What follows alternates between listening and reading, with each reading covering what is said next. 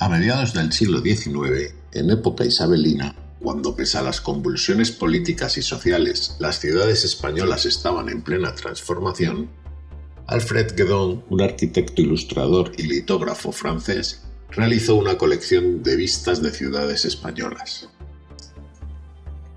Era uno más de un nutrido elenco de artistas e intelectuales que, atraídos por las peculiaridades del país, convirtieron a España en un destino especial para sus viajes artísticos. Fruto de estos viajes son las numerosas colecciones de dibujos, grabados y textos literarios que brindan una imagen de España, en ocasiones alimentada por el pintoresquismo imperante, un tanto estereotipada, en otras bastante real.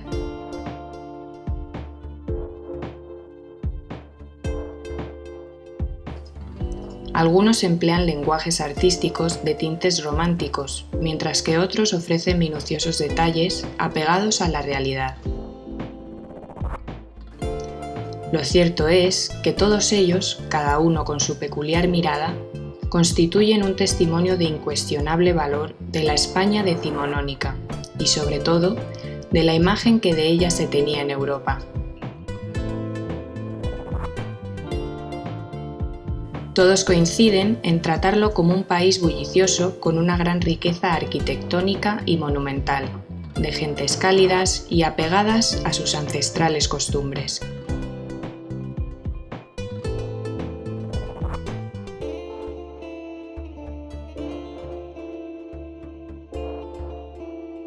Lo que diferencia la colección de Guédon de otras producciones fruto de viajes artísticos es el punto de vista empleado. Alejado de la mirada a monumentos, fachadas, rincones pintorescos o gentes, muy del gusto por el pintoresquismo, Alfred Guédon escoge para esta colección la representación completa de núcleos urbanos con una amplia perspectiva que deja ver también su entorno. Son las llamadas vistas de pájaro.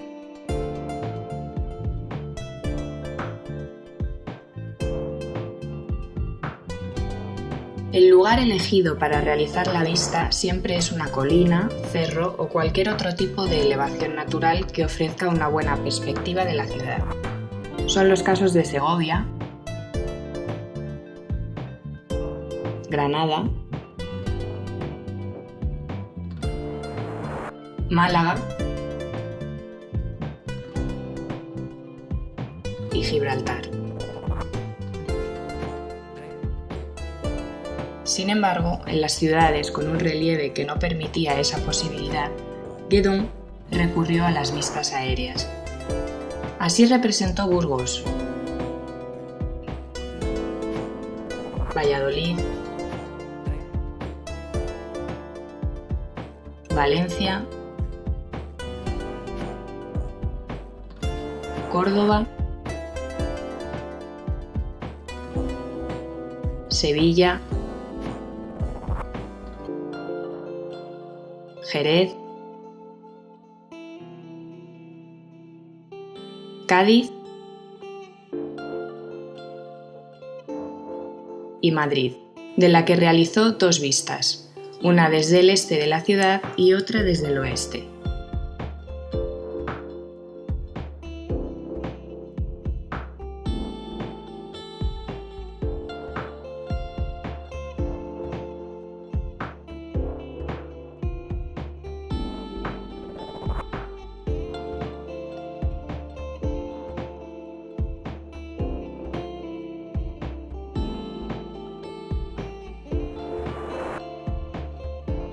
¿De qué método se pudo servir a mediados del siglo XIX Alfred Guédon para realizar estas vistas aéreas detalladas y de aspecto tan cercano a la realidad?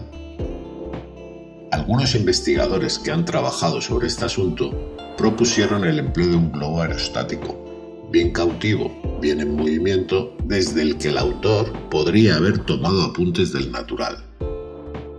Incluso han querido ver en los juegos de luces representados la sombra del globo.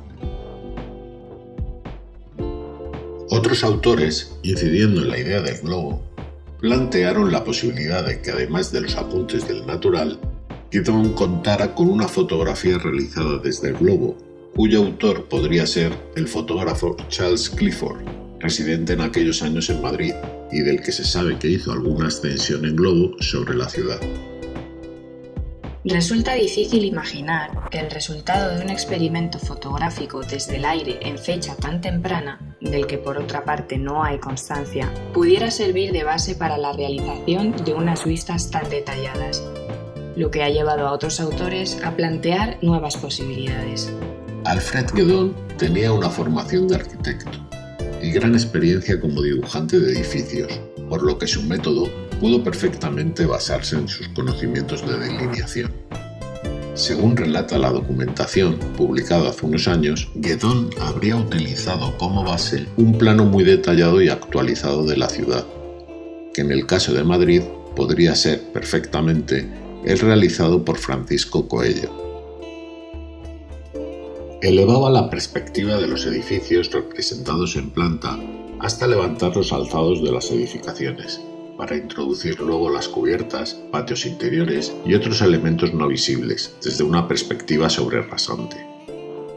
Finalmente, como ocurre con las infografías actuales, añadía los juegos de luces y sombras y los detalles que aportaban un aspecto de gran realismo a la imagen.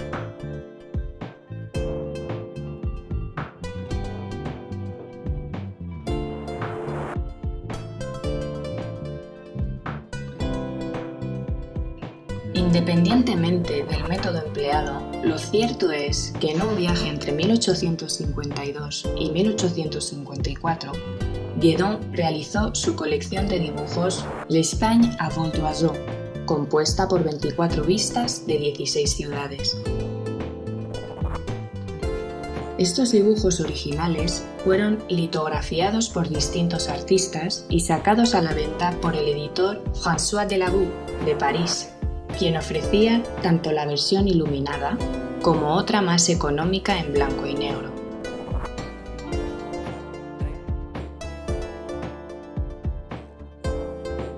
El Museo de Historia de Madrid cuenta con las dos imágenes de la ciudad iluminadas y prácticamente toda la colección en blanco y negro.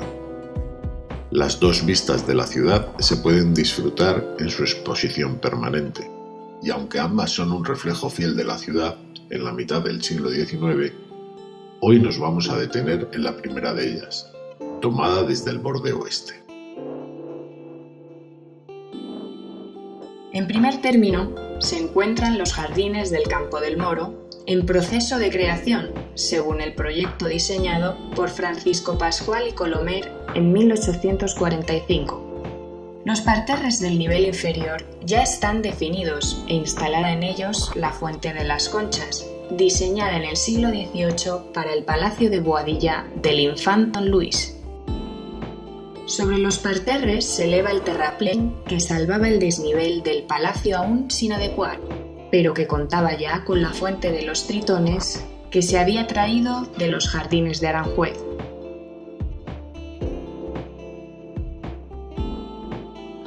E incluso ya estaba crecida la arboleda que recorre la terraza superior delimitada por los murallones y rampas que articulaban el desnivel con el Palacio Real.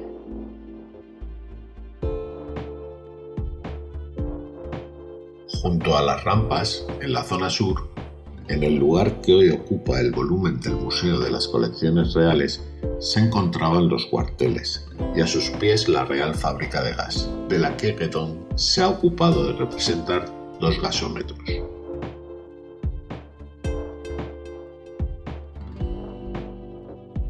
Esta instalación, inaugurada en 1833, supuso la primera experiencia estable de alumbrado por gas en Madrid, y la estampa de Guédon constituye uno de los escasos testimonios visuales de su existencia.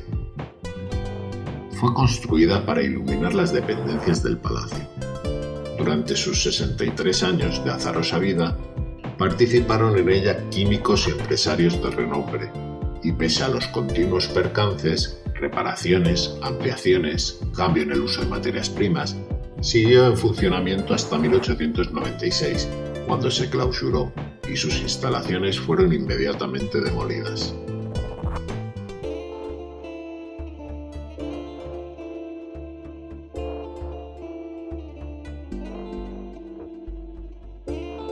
Junto al palacio se abre la Plaza de la Armería, con la nave de la Armería Real, que le da nombre en su extremo meridional. En su interior se custodiaba la colección real, iniciada por los Austrias y enriquecida por los reyes posteriores, hasta formar una de las colecciones de armas históricas de mayor entidad en Europa, con piezas de los siglos XVI al XIX. Estaba formada por dagas, espadas, armaduras, trofeos, arcabuces y otras armas de fuego, muchas de ellas producidas en aquel Madrid del siglo XVIII, en el que se concentraba un selecto grupo de productores, y fue uno de los centros europeos más destacados en la fabricación de armas de lujo. En 1894, el edificio, que había sido construido en tiempos de Felipe II, sufrió un incendio que lo dejó irrecuperable.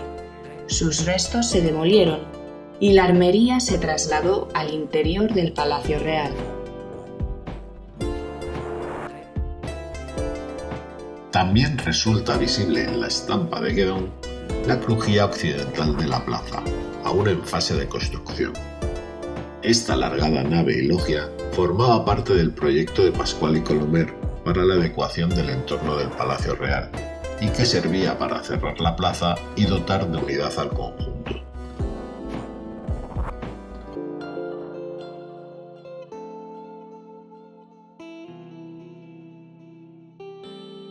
Detrás del palacio, hacia el norte, se encontraban las caballerizas reales, un complejo de alargadas naves y patios intermedios que se extendía entre el Palacio Real y los solares de la actual Plaza de España.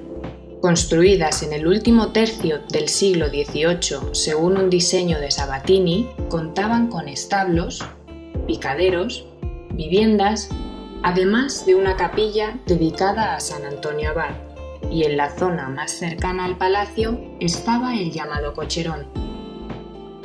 Era el más moderno de los edificios de las caballerizas.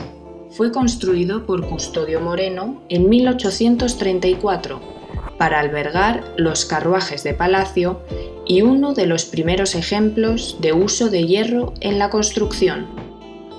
El complejo permaneció en pie hasta 1932, cuando se cedió al ayuntamiento, quien, considerándolo de escaso valor arquitectónico y un estorbo para la vista del Palacio Real desde la calle Bailén, procedió a su demolición. Hoy su solar lo ocupan los jardines de Sabatini.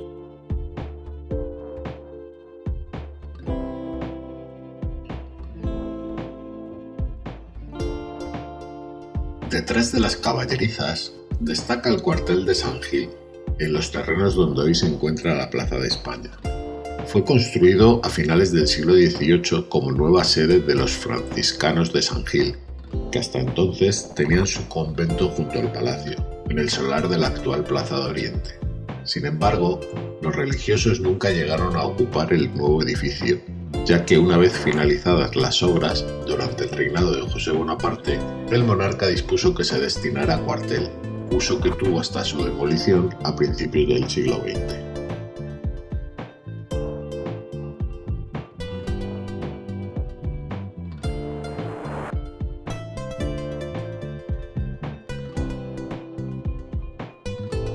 Al fondo de la vista, detrás del cuartel limitando la ciudad por el noroeste, se encuentra el Seminario de Nobles, construido a principios del siglo XVIII como instalación vinculada al Colegio Imperial. El edificio, que se asentaba en un amplio solar entre las actuales calles Seminario de Nobles, Princesa y Alberto Aguilera, en el siglo XIX cambió de uso, primero como cárcel y a partir de 1841 como hospital militar. Momento en el que se hicieron varias reformas que se reflejan en la imagen, hasta que sufrió un incendio en 1889.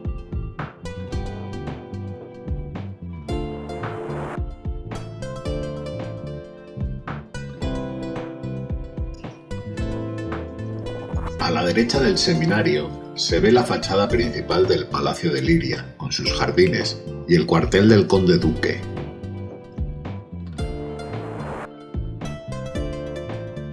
Un poco más hacia el este está el convento de las Comendadoras de Santiago. Aunque en la lejanía, la imagen nos deja ver la fachada y la cúpula de su iglesia barroca, así como el cuerpo del convento construido en el siglo XVIII.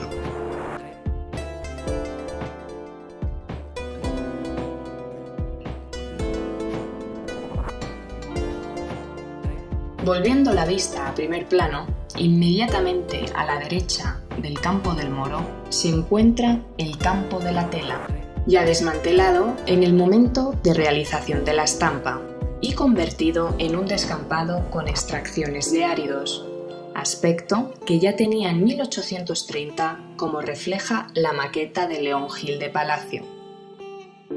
Aún faltaban unos años para que se configurase el jardín que aparece representado en la cartografía algo posterior como este plano de 1866.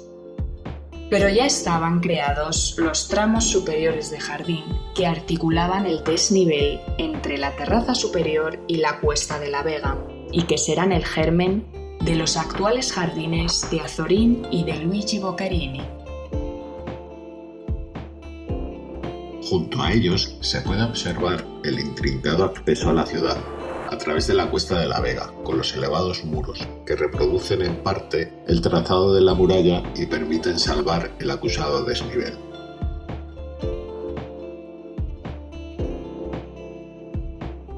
Merece la pena detenerse en uno de ellos, donde se encuentra una hornacina, que aloja la imagen de la Virgen de la Almudena, y rastrear en la historia de esta emblemática representación de la patrona de la ciudad, aparecida, según la tradición, en el año 1085, en uno de los cubos de la muralla. Al margen de estas referencias legendarias, lo cierto es que se tiene constancia documental de que en el siglo XVI existía un humilladero en la zona, dedicado a la Virgen de la Almudena. En el siglo XVIII se derribó el cubo de muralla, con su humilladero, y se instaló la imagen en una hornacina similar, hasta finales del siglo XIX, cuando la construcción de la catedral obligó a levantar un nuevo muro de contención en el que se colocó una nueva imagen que perduró en el lugar hasta 1936.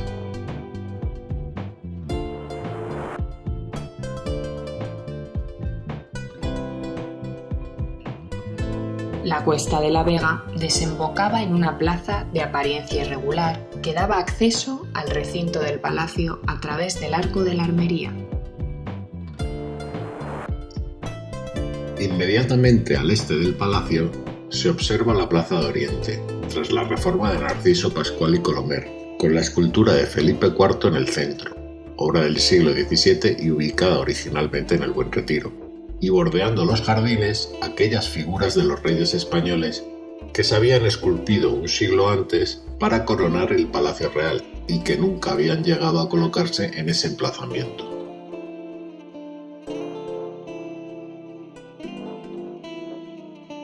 Cierra la plaza por el este el Teatro Real, inaugurado apenas unos años antes de la realización de esta estampa.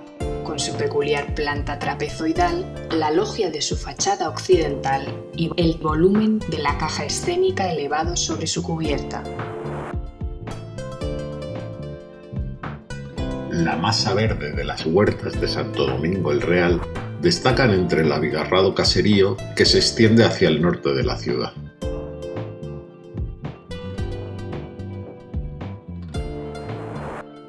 Abigarrado también es el caserío del centro, entre las calles Arenal y Mayor, donde destacan jalonando la calle Arenal, la casa palacio de los condes de Torrubia, y detrás de ella los conventos de las Descalzas Reales y San Martín.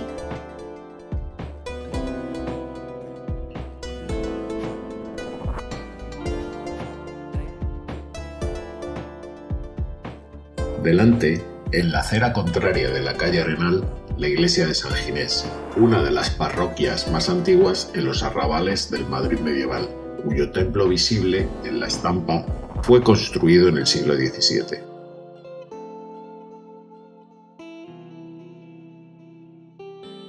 Entre los tejados de esta zona delimitada por las calles Arenal y Mayor destaca la cúpula de la nueva iglesia de Santiago, construida en el siglo XIX después de que se derribara el primitivo templo donde fue enterrado Diego de Velázquez. Delante de la iglesia se encuentra la casa del Marqués de la Laguna, hoy desaparecida.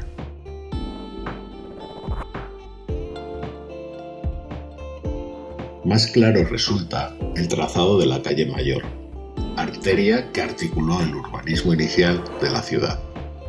En primer término se encontraba la iglesia de Santa María, una de las más antiguas de la ciudad, derribada en 1854. Frente a ella, el Palacio de Uceda, construido en el siglo XVII y convertido a partir del siglo XVIII en Palacio de los Consejos, edificio que aglutinaba la sede del Consejo Real, ministerios y tribunales. Junto a su fachada trasera estaba el célebre pretil de los Consejos, y en la manzana siguiente se encuentra la iglesia del Sacramento, hoy catedral castrense, proyectada en el siglo XVII como convento de las monjas bernardas.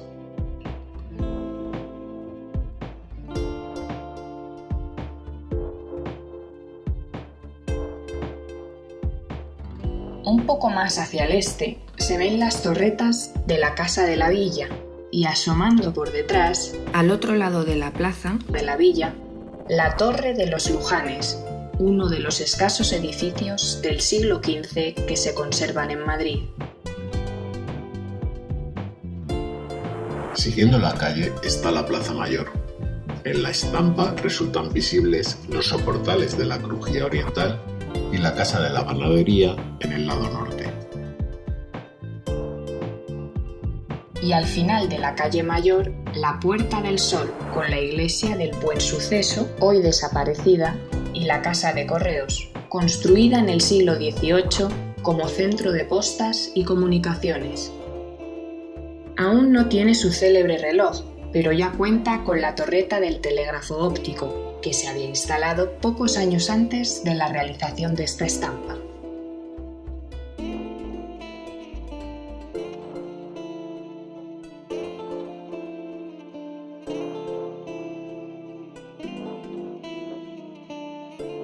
El cuadrante inferior derecho de la imagen muestra el intrincado urbanismo de los antiguos arrabales medievales de esta zona de la ciudad delimitada por la cerca. En primer plano se ve la calle Segovia, con su acusado desnivel, y hacia el interior de la ciudad se puede distinguir la iglesia de San Pedro el Viejo, uno de los escasos ejemplos de arquitectura bajomedieval de Madrid, y la Basílica de San Miguel, construida en el siglo XVIII según un diseño de Ardemans, en el solar que ocupaba la antigua iglesia medieval de los santos Justo y Pastor. Algo más al fondo se encuentra la cárcel de Corte, hoy sede del Ministerio de Asuntos Exteriores.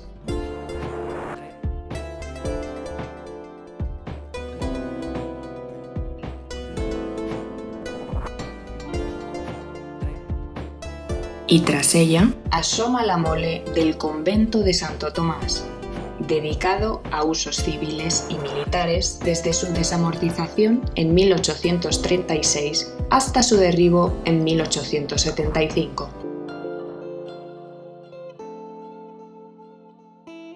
Las calles de Alcalá y Carrera de San Jerónimo sirven de punto de fuga hacia el este de la ciudad, mientras el caserío se va desdibujando hasta llegar al extremo oriental, donde se muestra la Puerta de Alcalá, la Plaza de Toros y los Jardines del Buen Retiro, representados en primer plano en la otra estampa de Madrid de la colección de Guedón, que merecería una entrada independiente de esta serie de Visitando mi colección.